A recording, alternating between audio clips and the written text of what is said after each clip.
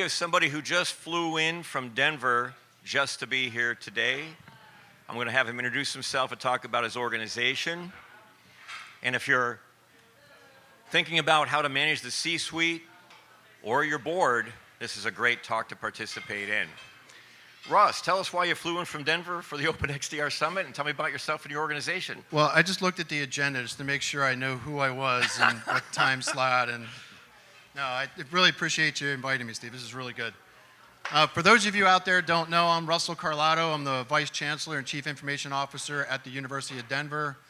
I spent a lot of time, most of my career, it's unconventional within higher ed. I started out my career with the Associated Press, ran all the technology for them for the entire Western region. Fast forwarding, University of Southern California, Clemson University, and now the University of Denver. So we start talking about security. I know it from a whole different lens, a lot of it from healthcare as well as part of that, my days at SC. For a period of time, Chief Technology Officer at Children's Hospital, Los Angeles. So if there's anything along those lines, we get the Q&A aspects of it, please make sure you think about it, and I'd be more than glad to answer any questions that you have. So I think that with that, I'll give it back to you since you're the I'm the MC, man of the hour. I'm the no, you're the man of the hour, Russ, but I'm the MC, so I don't think it matters, by the way, but we're here and having fun on stage. So I think one of the things that I know about you and your organization that I want you to share is that you went through a transition from having separate tools, network detection, SIM, other tools, and you realized, I want to bring it together. I want to have a central management console, and that's kind of what XDR is all about, right? Detect and respond across all those tools. That sounds really nice, and it's a marketing slogan, but Russ, I got to believe that's disruptive, cost, risk, retraining. How would you work through that with your team? I think that's something you could really share. Well, I think one of the things is that most don't really think about when you talk about higher education, because of the fact that you actually have everything. And I would argue at times that universities are actually more complex than most business enterprise, because you have all these different variables within that platform within a university setting. And then on top of it, you have tenured faculty who think that they can just do anything anytime they want, right? So you have all these different units, and then you have the administrative side of things. We have financials and the whole support system, no different than any business enterprise. So coming into a university setting, specifically even the University of Denver, you have units that have gone out on their own, business school and other areas, the big schools, thinking that they can do these things on their own and start implementing these different technologies, different security sets. And over time, they build out, and then you have all these multiple silos. And then 9 times out of 10, infrastructure stays, right? People come and go. And when people leave, all of a sudden, they throw it over to central IT to maintain and build that out going forward, and you're left holding that bag. And so what's really key is how you bring all of those together piece by piece. That has to be driven from the top down. You have to make sure that you actually have the buy-in from the top, that you're actually centralizing, you're pushing, and then what you do is you use that as the catalyst as from a risk-based analysis. What is it that if we don't do this, that's going to cost us down the road? Because if you have multiple units out there, divisions that are doing it independently, you're increasing your risk basically from a cyber perspective, along with a whole host of other challenges. And so bringing those together was really key. It's a lot of work, because you then have to gain buy-in. You have to basically then look at what you're doing from a project management standpoint. This is at some level, it's like a mini ERP implementation because of how you have to coalesce and bring that together into one platform. Now for us, when we did this, we had to then settle in. We could consolidate a lot of these pieces. How do we get this on a single platform, reduce the overall cost for us, but optimize our efficiency and measure our effectiveness and how we're performing at a cybersecurity level? So we were looking at multiple platforms and making sure that we could integrate them together in one setting, right? So on the XDR front, we looked at it and said, this is actually an opportunity for us, a lot of these independent pieces. Because I know all of you out there, we've done Splunk, we've done, we have all our different SIM controls and all the different companies you could think of that are out there with Palo Alto and their feeds, and how do you bring that together? And then Microsoft, of course, with the whole mess that they bring to the table. How do you pull that together in one platform, measure it effectively? And that's what we started leveraging within this past year. And I'd like to think we've done really, really well in building that together. That sounds great, Russ. I can tell that journey was painful, but the outcomes are what it's all about, right? And I think you said 2 things that are really important. One, I agree, universities are very political and very complex. People don't think about that. They think students and educators, oh, come on. But it's actually harder because at a .com, there's a revenue impact that you can justify spend and mitigate risk against. If our revenue falls 10%, that means brand, lost customers. But how do you manage that with a university? It's a little more intangible. What's the board telling you at the University of Denver in particular? And I think that's where the dynamic shift has occurred, is that because of the fact that it's now, I mean, everyone sees it every single day in the news. I mean, 10 years ago, guys, we would talk about it and you never even got a response back, and they'd say, oh, by the way, we're doing this or that. Board level are now asking. The boards themselves, those individuals coming from those companies of which they have managed or basically are former CEOs of, they're looking at it and saying, what are we doing to be able to be more effective at what we're, in the cybersecurity front? That has changed the paradigm. And I welcome it, because one of the things that we look to do is build that relationship, because one of the biggest challenges that you have is funding, right? It's the arms race. And if you don't get buy-in from that top level, you're doing it on the incremental. And I would say that one of the biggest challenges that you have in keeping yourself safe is always getting hit with that incremental, because you never get above and in front of it. Now you're challenged between resources and technology, back and forth, back and forth. And if you don't get the buy-in from the top, you can't get that leapfrog to stay ahead of it. And what we have done is communicated with complete transparency to the board itself, right on down to the extent of, so I'll share with you most recently, which I'm really pro on. We had an outside company come in and do an audit of where we are on the cybersecurity front. And this is kind of comical, because what ends up happening is the company comes in, it'll be unnamed, and they score us on a scale of 1 to 5, 5 being best. And then I asked them, and I said, okay, who within higher ed, or even in business enterprise, at the 5? No one. Then why are you scoring me on a 1 to 5 if nobody can reach the 5, right? Yeah. Turns out that they're actually saying 3 is best, and we ended up right below that three mark. And so there's still room for improvement, which there always is. Yeah.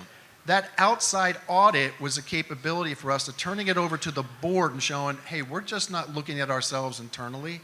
We're actually measuring ourselves from an outside consultant, of which then does this for a living, to validate where we are and where we need to be.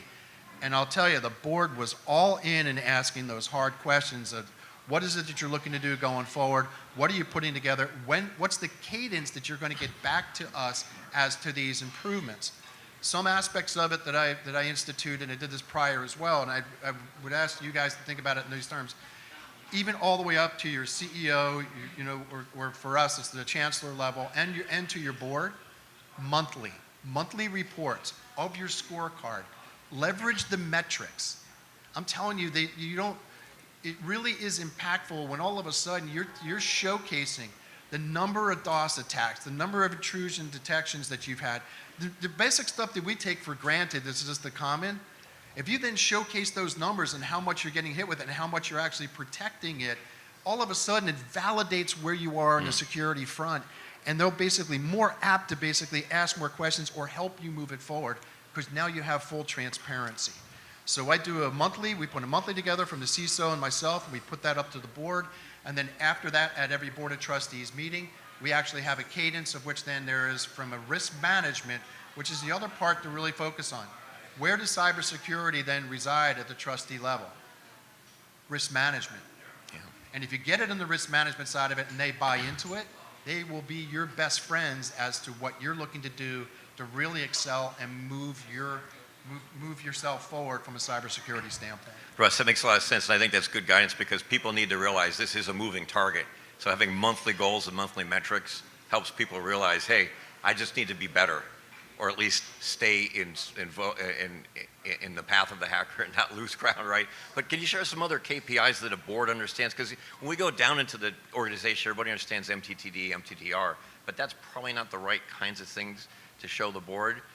Are the number of DOS attacks the right numbers, or what other, again, think business metrics that would help educate the audience? Well, and everything is near and dear. So what would happen to anybody at a board member? Phishing, right? How many phishing attacks have you basically gotten into? How many have you prevented? I mean, think about it in the terms of what happens to your consumer, and personalize it and showcase those numbers. And when you do that, they feel part of, oh wow, they actually learn more from you than you would think, because they're asking the questions from a trustee level, and they'll actually take that back at a personal level and realize what they should be adopting, right?